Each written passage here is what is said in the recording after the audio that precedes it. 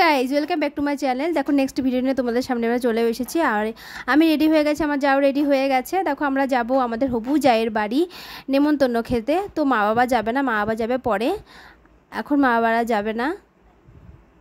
দেখো বোন ফুলিয়ার থেকে রেডি হয়ে চলেও এসেছে অলরেডি। আর ও শাড়ি পরেছে, আমরা পরেছি চুড়িদার। আর দেখো পুচকে দুটো যাবে, ওরা তো কোথাও যাওয়ার কথা শুনলেই একদম লাফায়। দেখো আমরা সবাই রেডি হয়ে গেছি, আমরা বেরিয়েও পড়েছি।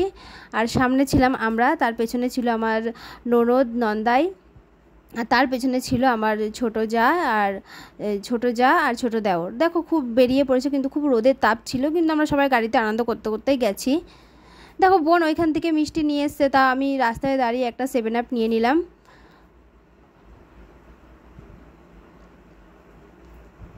আমরা একটা 7 আপ নিয়ে নিলাম। দেখো ওরা সামনে দাঁড়িয়েই ছিল, যেহেতু সবাই একসাথে এসছি, একসাথেই যাব। তো দেখো আমরা সবাই বেরিয়েও পড়েছি, ওরা ওখানে দাঁড়িয়েই ছিল।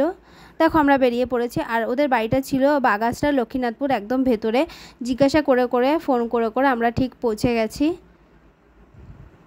আর বাড়িটা যে গ্রাম্য এলাকা, সবুজে সবুজ, কিন্তু খুব ঠান্ডা ছিল বাড়িটা।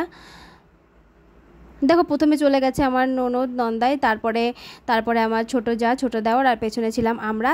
আমাদের আশা দেখে দেখো ওর মা সামনে দাঁড়িয়েই ছিল।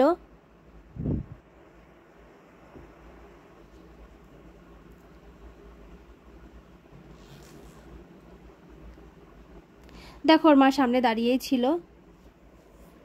তো নামার সঙ্গে সঙ্গে আমার যা বলছে, দিদি সানগ্লাসটা ধরো। আমার হাতে রয়েছে আমাদের 7 আপের বোতল, ফোন, তো আমি ধরতে পারিনি। তো দেখো মিষ্টিটা কেউ এখনও নিল না, ওরা সবাই চলে গেল। তো আমি আমার যাকে বললাম মিষ্টিটা নাও, তো সে নিয়ে নিল।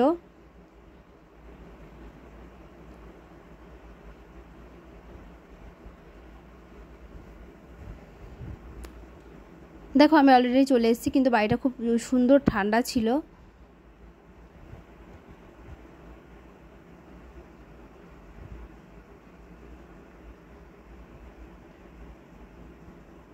দেখো এটা ওর বৌদি, আর এটা হলো আমাদের হবু যা, আর এটা হলো দাদা।